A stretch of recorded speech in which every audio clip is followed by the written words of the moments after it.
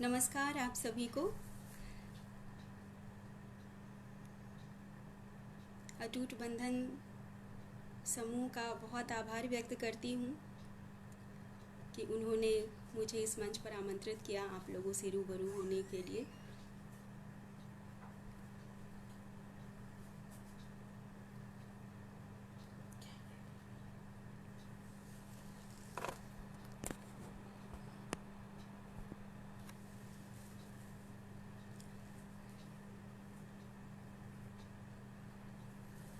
आप लोग कमेंट्स कीजिए अगर मैं विजुअल हो रही हूँ, दिख रही हूँ, मेरी आवाज़ आ रही है। वंदना वाजपेयी मैम, नमस्कार आपका। सुभाष पाठक जिया साहब, बहुत नमस्कार, सादर प्रणाम आप सभी को। रुचिका शर्मा जी, नमस्कार। आशा सिंह मैम, प्रणाम।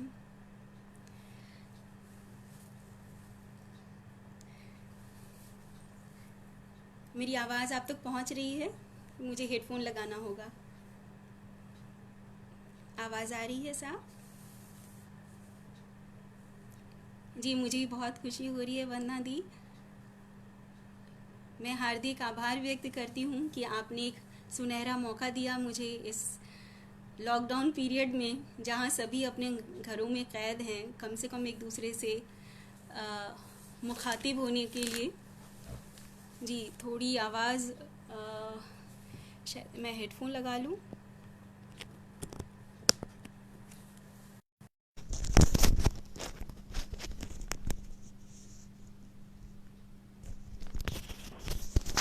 अभी देखिए आवाज़ ठीक आ रही है?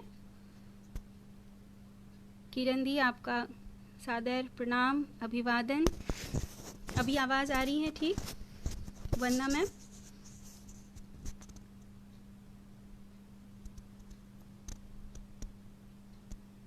जो लोग जुड़ रहे हैं उनका बहुत बहुत स्वागत है, अभिवादन है। अगर आवाज़ पहुंच रही हो मेरी, जी ठीक है आवाज़?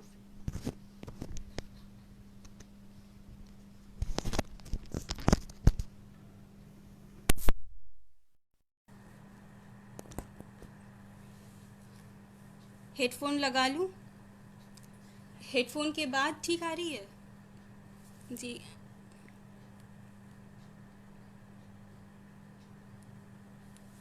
कमेंट करके मुझे बताइए प्लीज़, हेडफोन से ठीक आ रही है या फिर मैं ऐसे ही आवाज़ क्लियर आ रही है?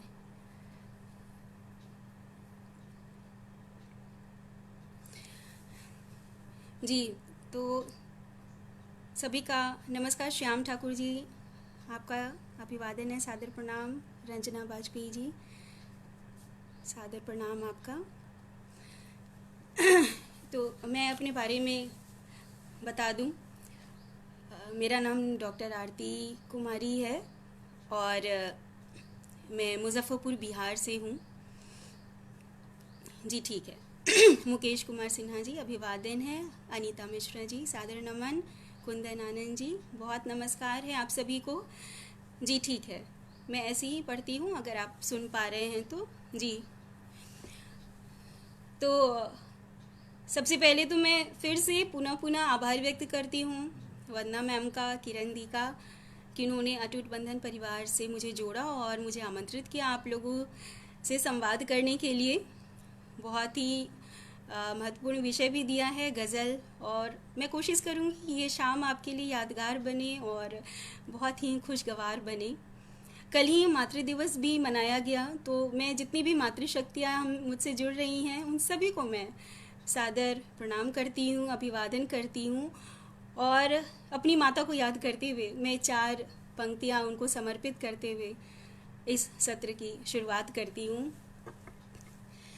प्यार दया और करुणा की मूरत लगती मेरी माँ, प्यार दया और करुणा की मूरत लगती मेरी माँ, सारे दुख सह लेती है, उफ नहीं करती मेरी माँ, प्रेम सुधा सबको देती है, गरल पान करे खुद माँ, उसके कदमों में जन्नत है, रब के जैसी मेरी माँ, उसके कदमों में जन्नत है, रब के जैसी मेरी माँ।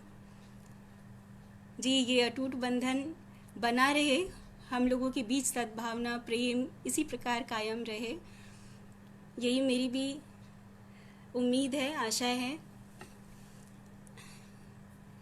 तो मैं बता रही थी कि मैं मुजफ्फरपुर बिहार से हूँ और मेरा ऐसे परिवार में जन्म हुआ, परवरिश हुई। मेरे माता पिता गुरु सभी ने मुझे इतना स्नेह दिया, इतना प्यार दिया, हम सभी भाई बहनों को। एक ऐसा माहौल मिला जहाँ पे शिक्षा के साथ साथ कला, साहित्य, संगीत, अध्यात्म सबका मिला जुला स्वरूप था और इसीलिए शायद बचपन से ही शिक्षा के साथ साथ साहित्य में, कला में अभिरुचि हमारी जागृत हुई। हम सभी भाई बहनों ने संगीत भी सीखा और थोड़ा बहुत हम लोग शाम में बैठते थे, कभी भजन हो रहा है, कभी गीत हो रहे हैं, तो इस तरह का एक खुशनुमा माहौल बचपन से मिला। और आपको पता होगा कि उस टाइम में तो दूरदर्शन हुआ करता था जिस पर सुगम संगीत के कार्यक्रम आते थे, क्लासिकल सॉन्ग्स आते थे, रेडियो दिन भर चलता था, उस पर विविध भारती के कार्यक्रम आते थे और कैसेट्स का दौर था वो, जहाँ पर हमें एक जगह या तो एल्बम आप खरीदिए या फिर कैसेट्स में अपने मन चाहे गाने, गज़लों को आप रिकॉर्ड कीजिए और बस सुनिए। तो ऐसे ही शुरुआत हुई हमारी साहित्य के प्रति, एक जो आकर्षण पैदा हुआ इसी प्रकार से हुआ। गज़लों को सुनते, संगीत को सुनते, एक मन में, वैसे तो हम सभी के अंदर में संगीत है, लयबद्ध है, हमारी सांस भी जो चलती है वो एक ताल में, एक संगीत के से उत्पन्न होती है। हमारी प्रकृति में चारों तरफ संगीत है, बस उसको महसूसने की बात है।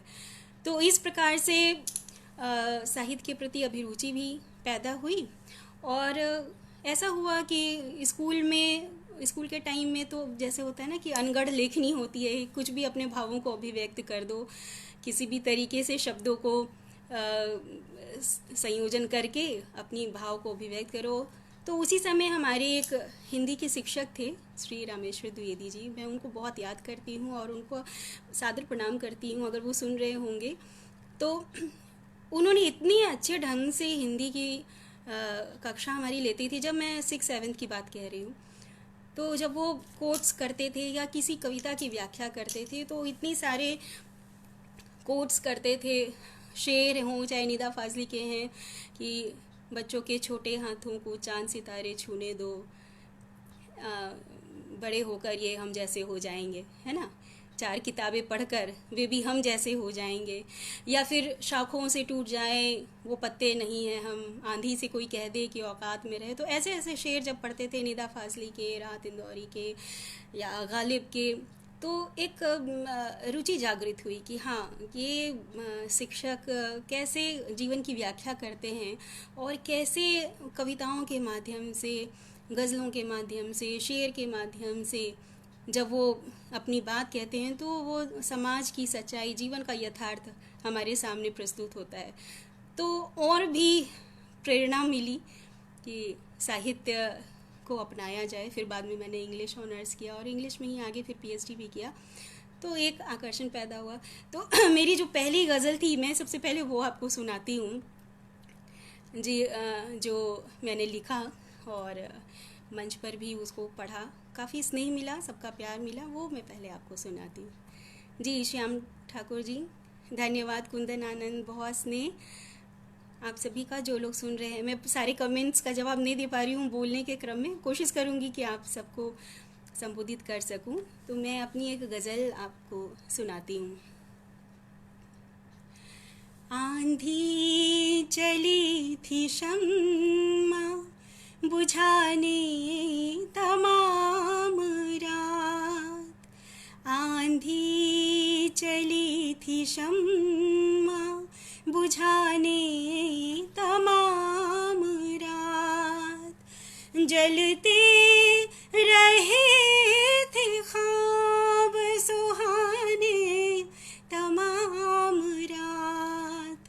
जलते रहे थे ख्वाब सुहाने तमाम रात, आंधी चली थी शम्मा बुझाने तमाम रात।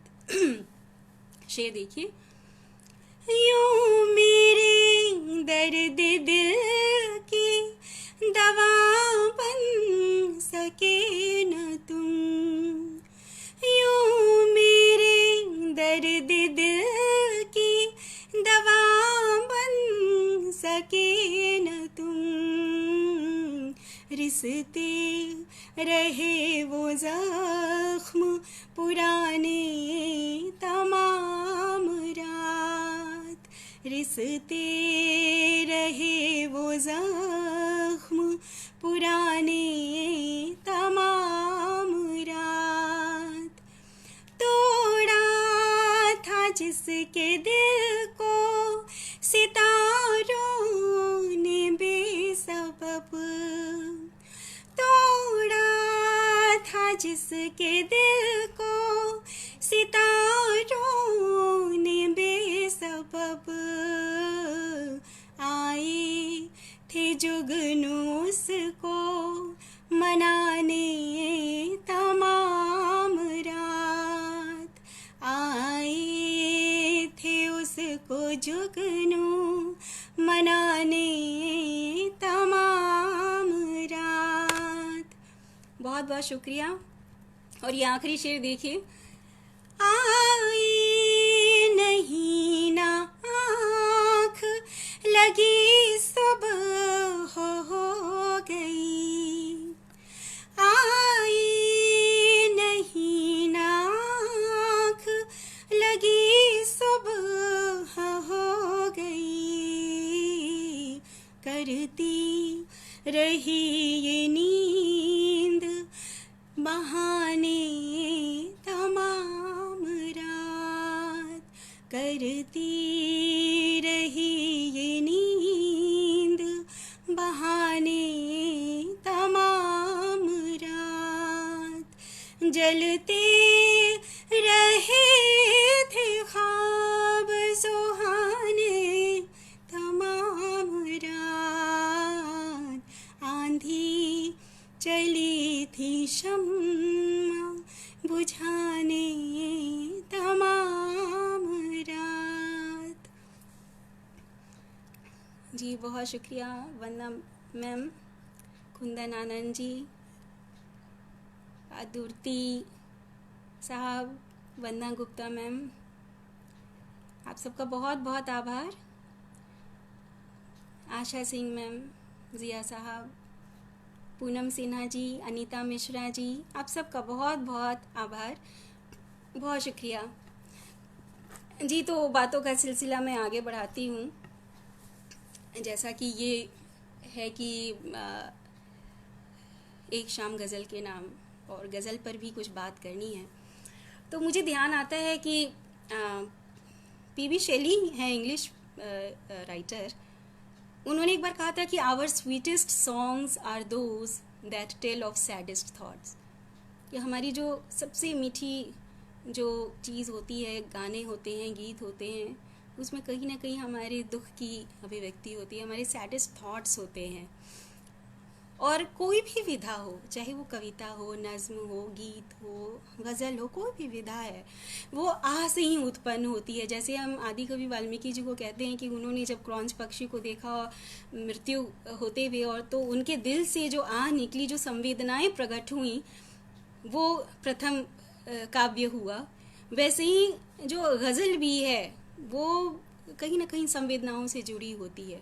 हाँ, अगर हम इसका थोड़ा सा इतिहास देखते हैं तो देखा जाएगा कि गज़ल जो है वो राज दरबारों की जीनत हुआ करती थी। पहले राजा महाराजाओं के कसीदे पढ़े जाते थे राज दरबार में, और शराब, शबाब, महबूबा के सौंदर्य का बखान हुआ करता था। तो गज़ल की शुरुआत वहाँ से गज़ाला से कही जाती हैं, जो हिरनी जैसी आँखें, और उसको दूसरे अंदाज में कहते हैं कि महबूबा से बातचीत, औरतों से बातचीत, उसको गज़ल ये कहते हैं। और वहाँ से जो संवेदनाएं निकलती हैं, अलग अलग रस जो निकलते हैं, उसको गज़ल में ढाला गया। ऐसा कहा जाता है कि ये 17वीं शताब्दी से ईरान से आया ये, और ये गज़ल आई पहले उर्दू और फ़ारसी में लिखी जाती थी, और फिर ये दिल्ली आई। उसके जो पहले उर्दू के पहले शायर थे वो वली दक्नी साहब थे, और उस समय यही राज दरबारों में गज़लें कही जाती थीं, कसीदे के तौर पे कही जाती थीं। 12वीं शताब्दी में अब देखते हैं तो फिर वो अमीर खुसरो साहब ने हिंदवी ज़ुबान का इजाद किया, और जो आम बोलचाल की भाषा थी वहाँ पे दिल्ली और आसपास के क्षेत्रों की, तो वो उन्होंने अमीर खुसरो साहब ने हिंदवी शब्द में इसको उर्दू को फिर डालने की कोशिश की, जो कि थोड़ी सी आम सरल भाषा थी, क्योंकि पहले ये उर्दू और फ़ारसी की ज़ुबान थी। जी, वियोगी होगा पहला कवि, पीड़ा ही लेखन का मूल स्रोत है। जी बिल्कुल सही कह रही हैं रंजना मैम, कुंदन जी, आरती आलोक वर्मा जी, आपका स्वागत है। जी, तो मैं वली दक्नी साहब का एक शेर कहती हूँ कि कैसे उस समय की जो गज़लें कही जाती थी उसके शब्द कैसे थे कि सजन तुम सुख सेती खोलो नकाब आहिस्ता आहिस्ता, कि ज्यों गुल से निकसता है गुलाब आहिस्ता आहिस्ता। डॉक्टर ममता जी, स्वागत है आपका, बहुत धन्यवाद। सुभाष जी, मधु रानी लाल जी, नमस्ते जी। और जब हिंदवी भाषा ईजाद किया, उसका इस्तेमाल किया आमिर खुसरो साहब ने, तो उन्होंने ये बहुत पॉपुलर सॉन्ग में भी इस्तेमाल हुआ था, आपने ज़रूर सुना है कि ज़िहां लेमिस की मकुन तगाफुल दुराए नैना बनाए बतियाँ, किताब हिजरा न दार में जान न ले हुकाए लगाए छतियाँ। ये हिंदवी ज़ुबान की भाषा थी। 12वीं मतलब ये वली साहब के आसपास की अमीर खुसरो की ये ज़बान थी। कबीर भी उस समय आए, साधु करी भाषा उन्होंने आम बोलचाल की भाषा में तो बहुत काम किया, उन्होंने दोहे लिखे, बहुत उनकी ये वाणियाँ निकली, और उन्होंने भी जो एक तरह से गज़ल विधा में भी कुछ कही बातें, जैसे हमन है इश्क मस्ताना हमन को होशियारी क्या, रहें आज़ाद या जग में हमन दुनिया से यारी क्या। तो इस तरह की भाषा कैसे गज़ल में तब्दीलियाँ होती गईं, और जब हिंदी साहित्य में हम आते हैं धीरे धीरे, उसके बाद तो मीर तकी मीर, इकबाल, ये सारे शायर उसमें आए जिन्होंने गज़ल को एक आसान भाषा से जोड़ा। मीर तकी मीर ने एक रुतबा दिया गज़ल को, और जब गालिब की बात आती है तो उन्होंने एक फ़िक्र का रंग घोला उसमें। और वो कहते हैं, गालिब साहब का एक बहुत मशहूर शेर है कि हज़ारों ख्वाहिशें ऐसी कि हर ख्वाहिश पे दम निकले, बहुत निकले मेरे अरमां लगे फिर भी कम निकले। तो या आह को चाहिए एक उम्र असर होने तक, कौन जीता है तेरी जुल्फ़ के सर होने तक। तो ये बहुत ही पॉपुलर शेर है, गालिब को तो हर बच्चा बच्चा जानता है। हाँ, बात तब आती है कि जब ये बिल्कुल सरल भाषा आम जनजीवन से जुड़ती है। ऐसा कहा जाता है कि कोई भी साहित्य है वो तभी मकबूल होता है, वो तभी ऊंचाइयों को छूता है जब वो समाज और समय की नब्ज़ को पकड़ कर चलता है। और हिंदी साहित्य में खासकर गज़ल इसलिए इतना पॉपुलर हुआ, लोकप्रिय हो पाया, क्योंकि ये आम जनजीवन से जुड़ा, आम बोलचाल की भाषा से जुड़ा, आम आदमी की पीड़ा को इसमें लाई गई बातें। और ये श्रेय जाता है दुष्यंत कुमार को, उन्हीं के साथ में अदम गोंडवी साहब है, ओम प्रकाश चेती, ऐसे ये शायर हुए जिन्होंने अपनी भाषा में इस विधा को लाया, और बिल्कुल पाठक के मन तक ये बात पहुंची कि समय समाज को उन्होंने उसमें डाला। दुष्यंत कुमार कहते हैं कि मैं जिसे ओढ़ता बिछाता हूँ वो गज़ल आपको सुनाता हूँ, है ना। और जहाँ पर इनकी अदम गोडवी साहब की बात है, उन्होंने तो खुलकर कहा कि भूख के एहसास को शेरों सुखन तक ले चलो, या अदब को मुफलिसों के अंजुमन तक ले चलो। जो गज़ल माशूक के जलवों से वाकिफ़ थी कभी, उसको अब बेवाके माथे की शिकन तक ले चलो, उसको अब बेवाके माथे की शिकन तक ले चलो। तो ये उन्होंने खुलकर ये बात की कि जहाँ पर भूख की बात, वंचित ग्रुप की बात, जो समूह की बात है, जो अधिकारों की बात है, अगर उस पीड़ा को हम नहीं व्यक्त कर पाएंगे तो फिर वो संपूर्ण नहीं हो पाएगी। गज़ल को ले चलो अब गांव के दिलकश नज़ारों में, मुसलसल फ़न का दम घुटता है इन अदबी इदारों में। और यही वो वक्त था कि जब राज दरबारों से उठ कर ये आम जनजीवन, मानवीय संवेदनाओं की बात यहाँ पर पहुँच गई और हिंदी में भी गज़ल को इतनी लोकप्रियता मिली। अब उर्दू फारसी जैसे क्लिष्ट शब्दों का इस्तेमाल थोड़ा कम हुआ। तो मैं बातचीत जारी रखूँगी, आपको एक गज़ल तब तक सुनाती हूँ।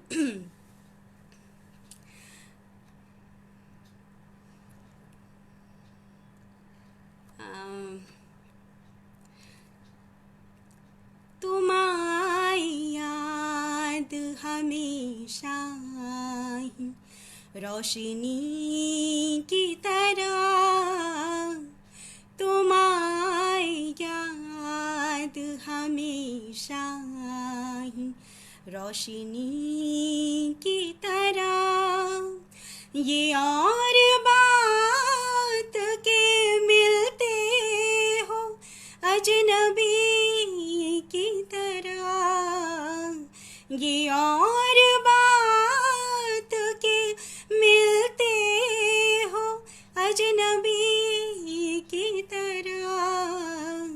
तुम्हारी याद हमेशा ही रोशनी की तरह। तुम्हारी याद में सावन की तरह रोती हूँ, तुम्हारी याद में सावन की तरह रोती हूँ, रोती हूँ, रोती हूँ। न सूख जाए ये आँखें किसी नदी की तरह, न सूख जाए ये आँखें किसी नदी। मांगे कि उतारूं तुम्हारा सदका में, सदका में, सदका में, कि जल रही हूँ शबो रोज़ आरती की तरह, कि जल रही हूँ शबो रोज़ आरती की तरह। ये और बात के मिलते हो अजनबी की तरह, तुम्हारी याद हमेशा ही रोशनी की तरह।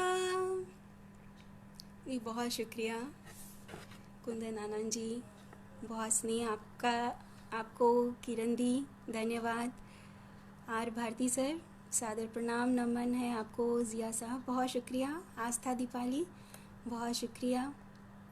वंदना गुप्ता, क्या आवाज़ कुछ डिस्टर्बेंस आ रही है क्या? नेट की प्रॉब्लम हो रही है क्या? मधु रानी जी बहुत शुक्रिया आपका। आरती जी बहुत धन्यवाद। आप सबों के आने से मेरा हौसला बढ़ रहा है, मनोबल बढ़ रहा है और बहुत ही अच्छी अनुभूति हो रही है आप सभी को सामने रूबरू पाकर। जी थैंक यू आरती जी, बहुत शुक्रिया किरण दी, आर भारती सर, सबका बहुत बहुत शुक्रिया, बहुत धन्यवाद। मैं यहाँ पर अपनी एक गज़ल जिसमें हिंदी शब्दों का मैंने प्रयोग किया है, मैं चाहती हूँ कि वो भी मैं आपको सुनाऊँ। आया वसंत मन भी खिला फूल की तरह, आया वसंत मन भी खिला फूल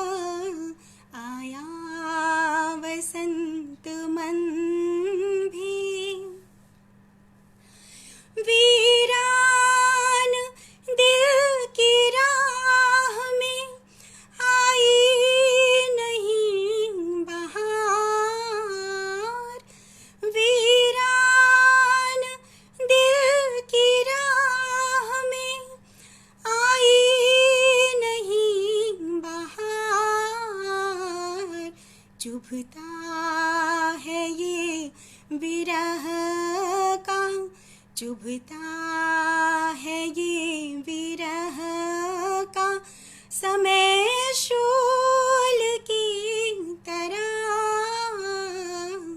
आया वसंत मन भी।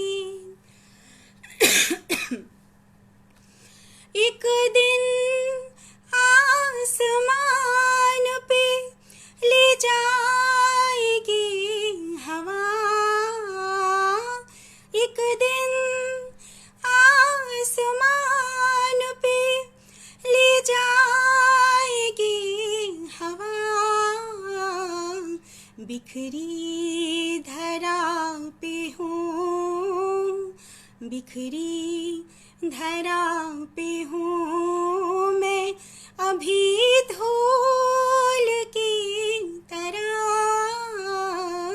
बिखरी धरा पे हूँ मैं अभी धूल की तरह,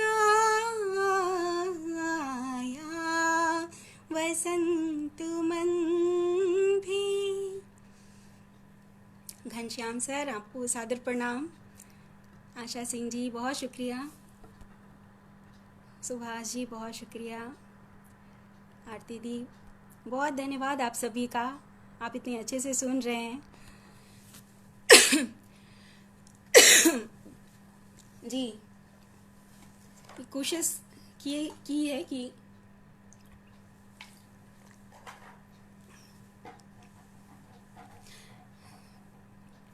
मधु रानी जी, रंजना वाजपेयी जी बहुत धन्यवाद आपका। जी हाँ, तो ये दुष्यंत और अदम गोडवी साहब की बात हम कर रहे थे कि कैसे हिंदी गज़ल 19वीं सदी में जब ये गज़ल आती है तो ये अछूती नहीं रहती है आम जनजीवन की बात से, उसकी बोलचाल से, और यहाँ पर भाषा जो है ना वो थोड़ी सी और भी सरल हो जाती है, क्योंकि हम जो अभी हिंदी का प्रयोग कर रहे हैं वो एक्चुअली कहेंगे कि इंग्लिश का प्रयोग कर रहे हैं, बहुत सारे प्रयोग कर रहे हैं हिंदी में भी, बहुत सारी मिश्रित भाषाएं हैं इसमें, और ख़ासकर जो इंग्लिश के शब्द हैं वो भी अब गज़ल में देखने को मिल रहा है। जैसे आप देखिए, मैं कुछ शेर कोट करती हूँ, मुझे याद आ रहा है, जैसे गौतम राजऋषि जी का एक शेर है कि एक कप कॉफ़ी का वादा भी न तुमसे निभ सका, एक कप कॉफ़ी का वादा भी न तुमसे निभ सका, कैडबरी रैपर के अंदर ही पिघलती रह गई। या फिर देखिए जो प्रतीक, देखिए कि कैसे आजकल के शायर जो प्रयोग कर रहे हैं कि चौक पर बाइक ने जब देखा नज़र भरकर उधर, चौक पर बाइक ने जब देखा नज़र भरकर उधर, कार की खिड़की में एक साड़ी संभलती रह गई।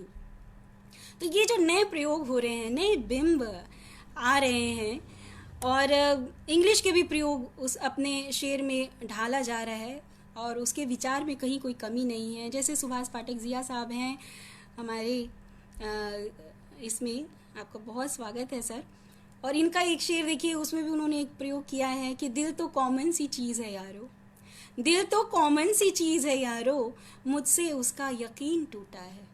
तो यहाँ पर आप देख रहे हैं कि कैसे कॉमन शब्द, रैपर, कैडबरी, इस तरह के जो इंग्लिश के शब्द हैं वो भी अब जो नए शायर हैं वो प्रयोग कर रहे हैं, और ये अच्छी बात है, क्योंकि जब तक नए प्रयोग नहीं होंगे किसी भी विधा में तो वो फिर एक अपना रस जो है, वो सर्वकालिक जो उसके गुण होते हैं वो धीरे धीरे कम होते जाते हैं।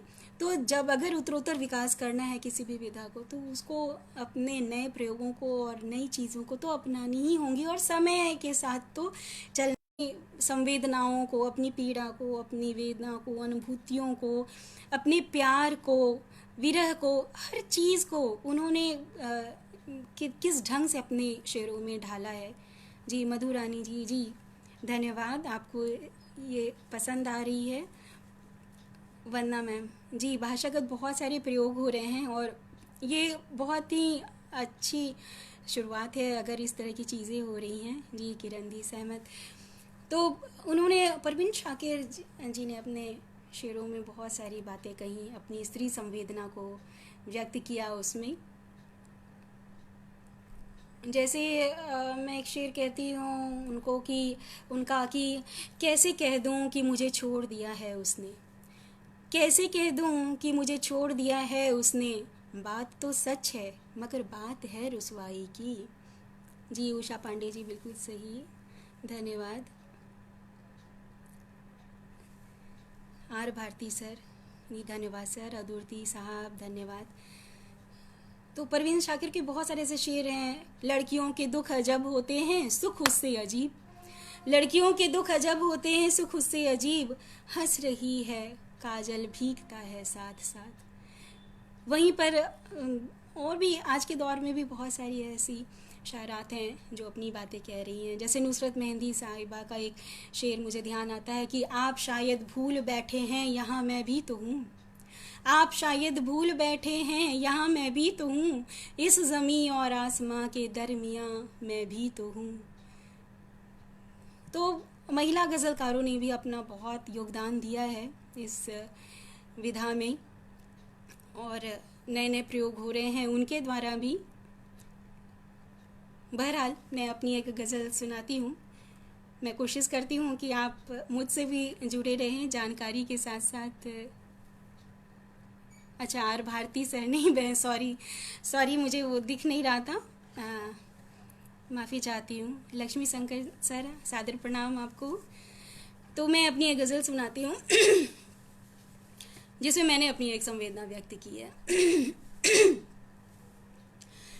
तेरे हमराह यूं चलना नहीं आता मुझको, तेरे हमराह यूं चलना नहीं आता मुझको, वक्त के साथ बदलना नहीं आता मुझको, वक्त के साथ बदलना नहीं आता मुझको। मैं वो पत्थर भी नहीं हूँ कि पिघल भी न सकूँ, मैं वो पत्थर भी नहीं हूँ कि पिघल भी न सकूँ, मोम बनकर भी पिघलना नहीं आता मुझको, मोम बनकर भी पिघलना नहीं आता मुझको, तेरे हमराह। कीमती शय भी किसी राह में खो जाए अगर, कीमती शय भी किसी राह में खो जाए अगर, हाथ अफसोस में मलना नहीं आता मुझको, हाथ अफसोस में मलना नहीं आता मुझको, तेरे हमराह यूं। जी बहुत शुक्रिया उमा पांडे जी, बहुत धन्यवाद। आपको पसंद आई मेरी आवाज़। कुंदन आनंद, बहुत शुक्रिया। आप लगातार अपने लाइक्स और कमेंट से मेरा हौसला बढ़ा रहे हैं, बहुत खुशी हो रही है। R Bharti ji thank you. Lakshmi Shankar sir, बहुत खुशी हो रही है आपको देखकर, मेरा मनोबल बढ़ रहा है। जी हाँ, 101 महिला गज़लकार में भी ये गज़लें थी। सुभाष साहब, होठों पे मेरे आपकी आई। जी ज़रूर, मैं कोशिश करूँगी, अगर वक्त थोड़ा सा बच गया तो मैं कोशिश करूँगी कि मधुरानी जी, धन्यवाद। उमा पांडे जी, किरण दी, वंदना मैम, सबका बहुत धन्यवाद। जी, तो मैं ये कह रही थी कि महिला गज़लकारों ने भी बहुत सारी इसमें कंट्रीब्यूशन दी है अपनी। और हम अगर बात करते हैं कि गज़ल के बारे में, ऐसे हमने इतिहास तो देख ही लिया कि अभी जो शायरी हो रही है किस तरह नए प्रयोग हो रहे हैं और महिला गज़लकार भी काम कर रही हैं। इसकी अगर हम शैली की बात करते हैं, थोड़ी सी जानकारी मैं चाहती हूँ कि दे दूँ कि ये गज़ल होती क्या है। कहते हैं कि गज़ल में बंदिश अल्फाज ही नहीं काफ़ी, गज़ल में बंदिश अल्फाज ही नहीं काफ़ी, जिगर का खून भी कुछ चाहिए असर के लिए। तो गज़ल में सिर्फ अल्फाजों को, बंदिशों को ग्रामर में सिर्फ ढाल कर रख देना ही, कोई भी विधा हो, कोशिश तो यही होती है कि उसके जो व्याकरण हैं उसमें हम अच्छे से उसको पिरो कर अपने भावों को व्यक्त करें। लेकिन जिगर का खून भी कुछ चाहिए, इसमें थोड़ी सी जो है ना संवेदना, थोड़ा दर्द, थोड़ी आह, थोड़े विचार, मंथन, जो भी बात हम कहें नपी तुली जांची परखी वज़्न के साथ, जब हम एक शऊर आ जाता है ना कुछ कहने का, तो हम उसको जब हम विचारों में डालते हैं तब जाकर एक शेर होता है। और इसमें बहुत किसी भी विधा में जब हम काम करते हैं तो बहुत अध्ययन की ज़रूरत होती है कि हम अध्ययन करें, उसकी ग्रामर को जाने। चाहे वो हम इंग्लिश हिंदी भाषा पढ़ते हैं तो भी बिना ग्रामर के शब्दों का कुछ भी, वो एक वाक्य भी पूरा नहीं हो पाता है। गज़ल की जो शैली होती है वो मैं बता दूं कि जैसे कि शुरू के जो 2 मिसरे होते हैं उसको मतला कहते हैं, और एक गज़ल में 5-7 शेर अशार जो हैं वो आते हैं, उससे ज़्यादा भी हो सकते हैं। और गज़ल में एक संक्षिप्तता होनी चाहिए, गंभीर बात होनी चाहिए। दोनों जो मिसरे हैं, जो पंक्तियां हैं, उसमें एक राब्ता होना चाहिए, कनेक्शन होना चाहिए पहली लाइन और दूसरी लाइन के बीच में। और रदीफ़ और काफ़िया उसमें होते हैं। जैसे हम हिंदी ग्रामर की बात करें तो हिंदी में पदांत और समांत होते हैं, उसी प्रकार से गज़ल में जो 2 मिसरे होते हैं उसके अंत के जो शब्द आते हैं उसको रदीफ़ कहते हैं, और उसके पहले जो आने वाले शब्द होते हैं वो काफ़िया होते हैं। जैसे मैं आपको एक एग्ज़ाम्पल दूं, क्योंकि गज़ल की बात चली है तो हम इसको संगीत से जुदा नहीं कर सकते हैं। अधिकतर गज़लें हमें वही याद हैं जो संगीतबद्ध रही हैं। अगर हम गज़लों की बात करते हैं तो तुरंत हमें जगजीत सिंह की याद आती है, गुलाम अली साहब की याद आती है, चित्रा सिंह की याद आती है कि इन्होंने जो गज़लें गाई हैं वो हमारी ज़ुबान पे है। चाहे वो फिल्म में भी जितने भी जो गज़लें गाई गई हैं, और बहुत बड़े बड़े शायरों ने, पहले तो वो लिरिसिस्ट होते थे, जैसे शहरयार हो, मजरू सुल्तानपुरी हैं, साहिर लुधियानवी हैं, तो कैफ़ी आज़मी, उमराव जान पूरी गज़लों पे बनी, अर्थ, बाज़ार, ऐसी बहुत सारी फिल्में हैं जो जिनमें गज़लें गाई गई, संगीतबद्ध की गई और हमें बहुत अच्छे से वो याद है। जैसे मैं आपको एग्ज़ाम्पल देती हूँ, एक गज़ल है कि फिर छिड़ी रात बात फूलों की, रात है या बारात फूलों की। तो इसमें देखिएगा कि जो दोनों मिसरों के अंत में बात आ रही है फूलों की, रात बात फूलों की, और दूसरे मिसरे में है बारात फूलों की। तो ये जो फूलों की हो गई वो है रदीफ, और बात और बारात, ये जो दो ये राइमिंग जो आ रहे हैं ये होते हैं काफ़िए, जिसको हम समांत कहते हैं और उसको पदांत। तो रदीफ और काफ़िए का इसमें प्रयोग होता है। और उसके बाद जो हम शेर कहते हैं उसके पहले मिसरे में रदीफ नहीं होता है, जो दूसरा मिसरा होता है उसमें रदीफ अंत में आएगा और काफ़िया इस्तेमाल होंगे। पहले मिसरे को उला और दूसरे मिसरे को हम सानी कहते हैं। और इस तरीके से जो शेर, जिस शेर में हमारा नाम आता है, पहले के शायर लोग अपने नाम को उसमें डालते थे, अपने तखल्लुस को उसमें डालते थे, तो वो शेर जो होता है वो अंतिम शेर होता है और वो मक्ता कहलाता है। तो इस तरीके से गज़ल की जो संरचना है, शैली है, उसमें ज़रूरी है कि रदीफ़ हो, काफ़िया हो। काफ़िया तो बिल्कुल अनिवार्य है, वो ज़रूर होनी चाहिए। और इसमें बहर होते हैं, वज़न होता है, रुक्न होते हैं, जो जो शब्द हैं उस वो अपने वज़न पे होते हैं, और उन शब्दों को मिलाकर उन वो रुक्न या अरकान जो हैं उनके आधार पर बहरें तय होती हैं। और अधिकतर जो बहरें हैं वो जो गाई जाती हैं, मतलब जो संगीतमय हैं, उसी में बहुत सारे जो लोग हैं वो अधिकतर गज़लों को कहते हैं। या जितने भी सोशल मीडिया पे आप देखिएगा कि फिल्बदी मुशायरे होते हैं या कुछ इस तरह की गिरह लगाने के लिए दी जाती हैं, तो कोशिश यही रहती है कि आसान बहर जिसमें बहुत अच्छे से नए जो लोग हैं जो शुरू करना चाहते हैं वो उसको अच्छे से गा सकें, या उसको गा कर या किसी ढंग से वो छंदबद्ध हो सके, ताकि उन कम से कम त्रुटि हो और वो इन बहरों की जानकारी ले सके।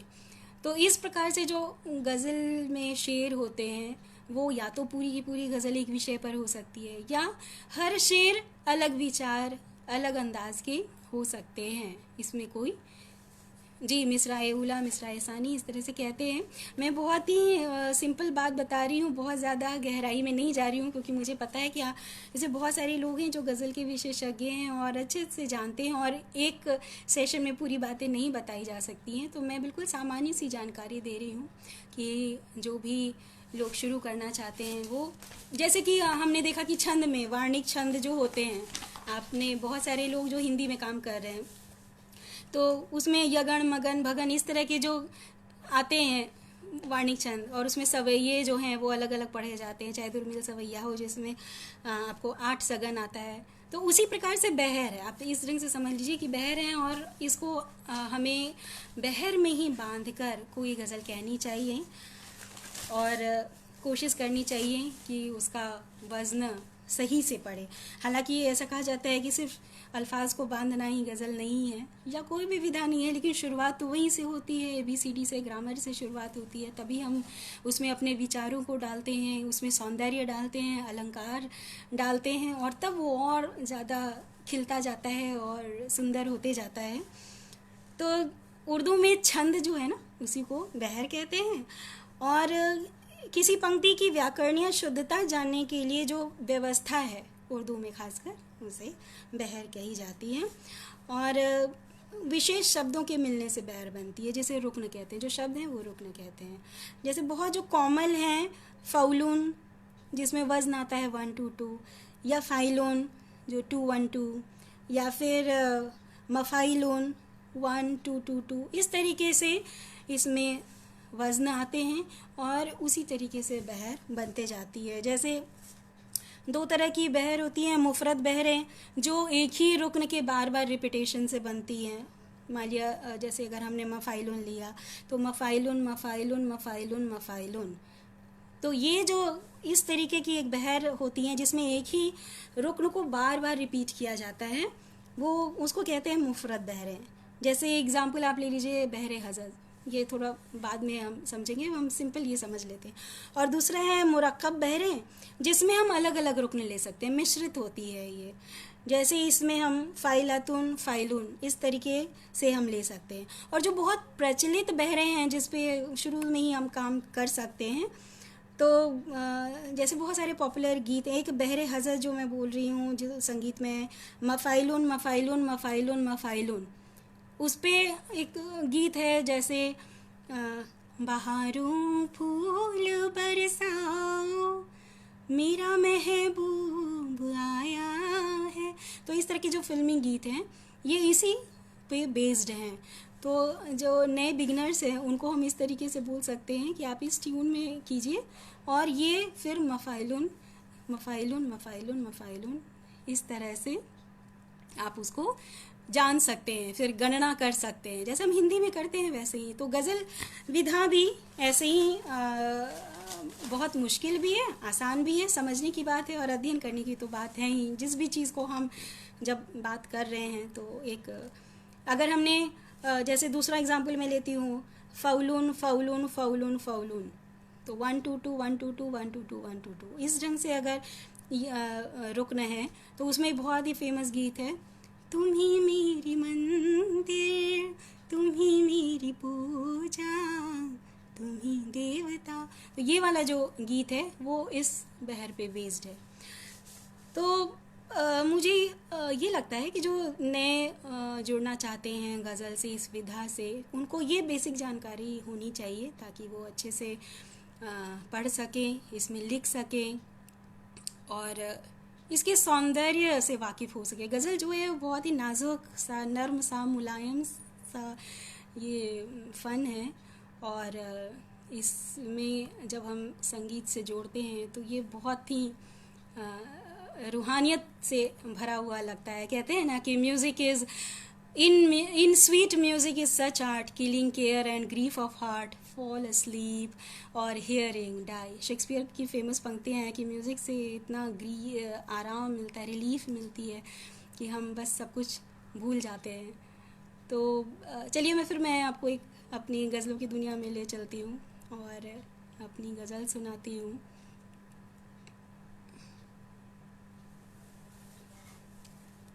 आर भारती जी, धन्यवाद सर। जी जी, कुमार सर की भी फेमस पंक्ति है इस पे, कोई दीवाना कहता है जी, समझाने का अंदर जी, बहुत शुक्रिया। मधुरानी जी, उषा पांडे जी, जी बहुत शुक्रिया। वंदना वाजपेयी, कुमार विश्वास जी ज़्यादातर इस बहर में गाते हैं। कुमार विश्वास, कोई दीवाना कहता है, बहरे हजज हैं उनकी, वही जो मैं बता रही थी, मफ़ाइलुन मफ़ाइलुन मफ़ाइलुन मफ़ाइलुन, बहारों फूल बरसाओ, ये जो ट्यून है कुमार विश्वास की जो पंक्ति है वो इसी में, और लोग अब उनको फॉलो करते हैं। अब बहारों फूल बरसाओ की जगह कोई दीवाना को बेस मानकर बनाते हैं, जो नए युवा कवि हैं। उषा पांडे जी, बहुत धन्यवाद आपका। जी किरण जी, सुभाष, नीरव साहब धन्यवाद। आर भारती जी धन्यवाद। वंदना मैम जी, तो मैं अपनी गज़ल की ओर ले चलती हूँ आपको। एक गज़ल जो फरमाइश थी,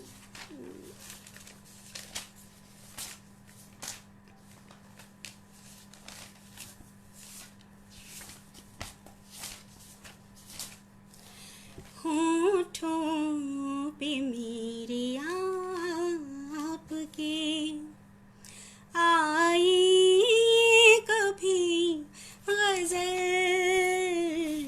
होठों पे मेरे आपके आई कभी गज़ल,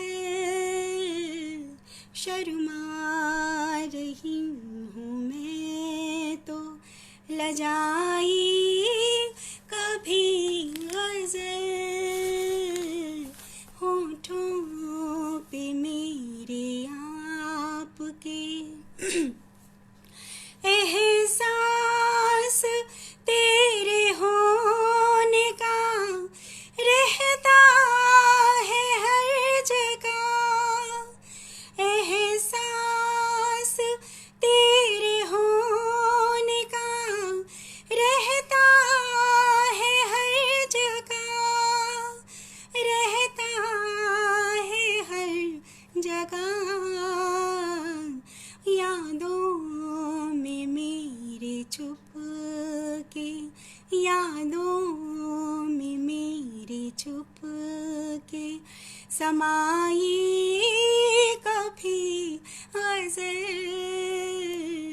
होठों पे मेरे आपके, तेरी खुशी के वास्ते जो दर्द सह लिए, तेरी खुशी के वास्ते जो दर्द सह लिए, जो दर्द सह लिए,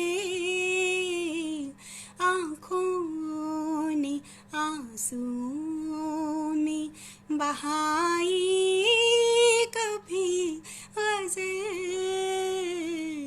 होठों पे मेरे आपके। और ये शेर देखिए, तुम रूठ भी गए तो मनाने के वास्ते, तुम रूठ भी गए तो मनाने के वास्ते,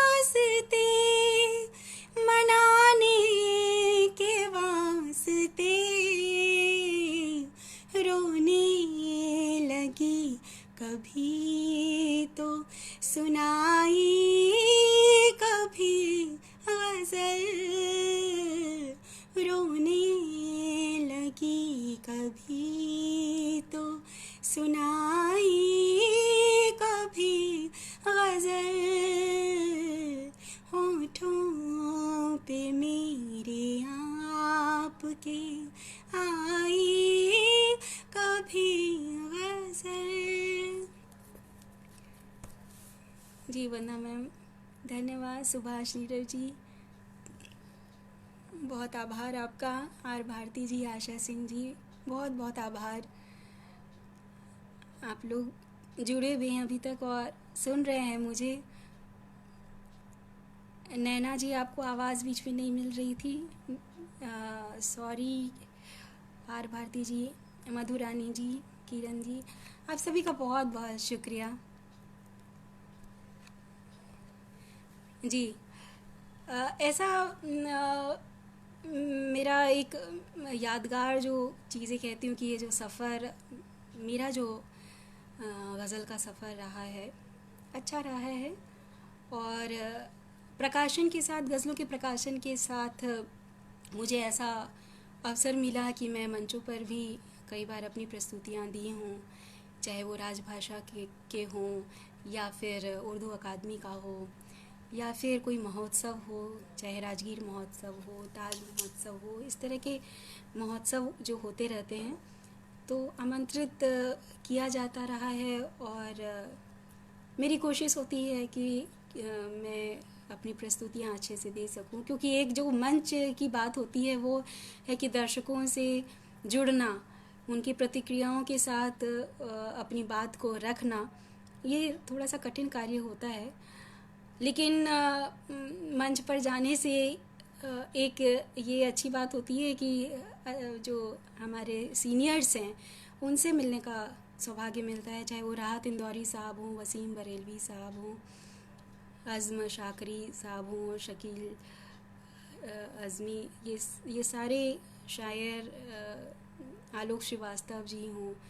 तो जब उनसे मुलाकात होती है, उनका स्नेह आशीर्वाद मिलता है गज़लों पर, तो एक प्रेरणा मिलती है, प्रोत्साहन मिलता है और लगता है कि हाँ मैं और अच्छा कहूँ।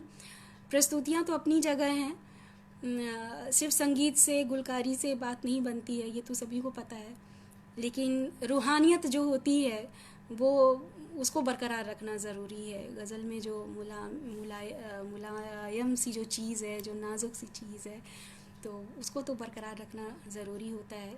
हालांकि हम हर तरह की बातें कहते हैं, जैसे समाज से जुड़ के जो हम बात कहते हैं। मेरा एक शेर है कि आदमी बन गया है क्या आखिर, आदमी बन गया है क्या आखिर, चल पड़ी जुल्म की हवा आखिर, चल पड़ी जुल्म की हवा आखिर, जहन में भर गई जहालत जब, जहन में भर गई जहालत जब, इल्म घर से निकल गया आखिर, इल्म घर से निकल गया आखिर।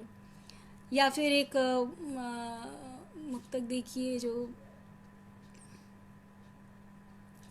क्यों हर बशर के ज़हन में, क्यों हर बशर के ज़हन में वहशत है आजकल का जो दौर चल रहा है, जिस तरह की हम इस साल, अगले पिछले साल जितने हम केसेस देखते आए हैं और जिस तरह से अपराध बढ़ते जा रहे हैं, खासकर स्त्रियों के प्रति, तो मन उद्वेलित होता है और कहीं ना कहीं वो संवेदनाएं निकलती हैं।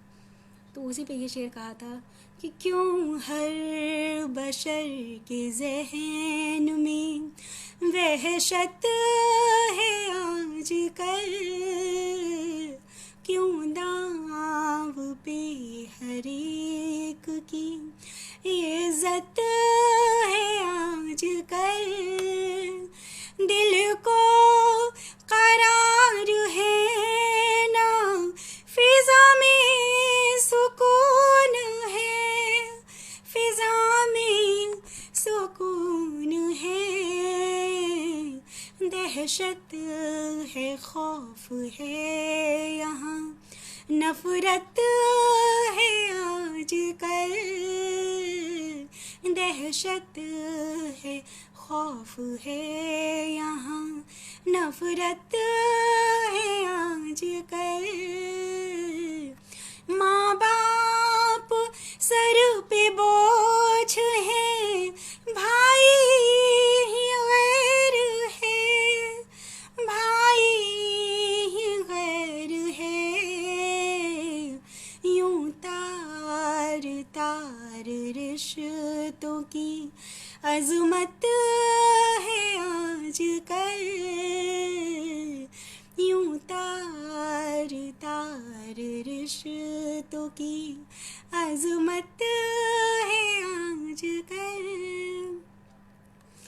और अभी जो पिछला सप्ताह हमारा गया वो देखिएगा कि बड़े बड़े कलाकार हमारे सामने से ऐसे ही बस चले गए। इरफान साहब हों या फिर ऋषि कपूर साहब, बड़े बड़े साहित्यकार भी हमारे बीच अब नहीं रहे। तो उनको भी मैं श्रद्धांजलि देती हूँ, अपने एक दो शेर कहती हूँ। दास्तां इश्क मोहब्बत की सुनाने वाले, दास्तां इश्क मोहब्बत की सुनाने वाले, जाने किस देश गए पिछले ज़माने वाले, जाने किस देश गए पिछले ज़माने वाले। दास्तां इश्क। जिंदगी क्या है किसी ने कभी सोचा ही नहीं। जिंदगी क्या है,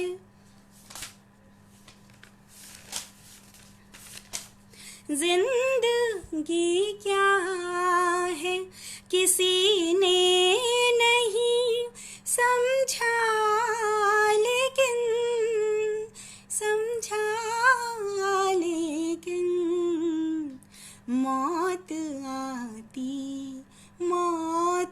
आती है तो रोते हैं ज़माने वाले। मौत आती है तो रोते हैं ज़माने वाले, जाने किस देश गए पिछले ज़माने वाले। जी उमा पांडे जी, बहुत शुक्रिया, आपको अच्छा लगा। अदुर्ति साहब, मधुरानी जी, सुभाष पाठक साहब, सुभाष नीरव साहब, आर भारती जी, बहुत बहुत शुक्रिया। स्वर्णा साहा जी, कुंदन आनंद, समीर परिमल साहब, आप सभी मुझसे जुड़े रहे, मेरा हौसला बढ़ाते रहे और इस सेशन को सफल बनाने की कामयाब कोशिश की। ओम निश्चल साहब, सादर प्रणाम। नंदा पांडे जी, आर भारती जी, गीता पंडित, नमस्ते। नमस्ते मैम, आप आई, बहुत खुशी हुई। सुभाष नीरव, थैंक यू सुभाष साहब। तो अब वक्त हो गया है, आप लोग इस कार्यक्रम में आए, मुझसे जुड़े रहे और इतना साथ दिया। मुझे लगता है कि ये कुछ बेहतरीन जानकारी आपको मिली होंगी और इस सफल ये कार्यक्रम अच्छा होगा। मुझे तो बहुत खुशी हुई आप लोगों से बात करके और मैं यही समझती हूँ कि ये जो वक्त गुज़र रहा है इसका सदुपयोग किया जा रहा है इन मंचों के द्वारा। वंदना मैम का फिर से बहुत आभार कि उन्होंने एक स्वस्थ साहित्यिक माहौल, जिस प्रकार से साहित्य संवाद वो करवा रही हैं और हर दिन नई विधाओं पे बातचीत हो रही है, जो भी प्रस्तुतियाँ हो रही हैं बहुत ही शानदार हो रही है, एक जानकारी बढ़ रही है। हम घर में भी हैं फिर भी ऐसा नहीं है कि बिल्कुल सब चीज़ से अलग हैं। तो बहुत खुशी हो रही है आप लोगों से जुड़कर। और मैं यही समझती हूँ कि ये दिन भी, ये महामारी के जो समय है, ये भी गुज़र ही जाएगा। एक सकारात्मक सोच के साथ, ऊर्जा के साथ हम जुड़े रहें, उत्साह से एक दूसरे का साथ देते रहें। और मेरा एक ये शेर था कि इन अंधेरों से कोई खौफ नहीं है मुझको, इन अंधेरों से कोई खौफ नहीं है मुझको, मैं समझती हूँ यहाँ नूर की बारिश होगी। तो इसी संदेश के साथ, इस पॉजिटिवनेस के साथ मैं आप सभी से इजाज़त चाहती हूँ। आप लोग जुड़े रहें, मेरा हौसला बढ़ाएं। इस आप सभी का बहुत बहुत आभार, धन्यवाद।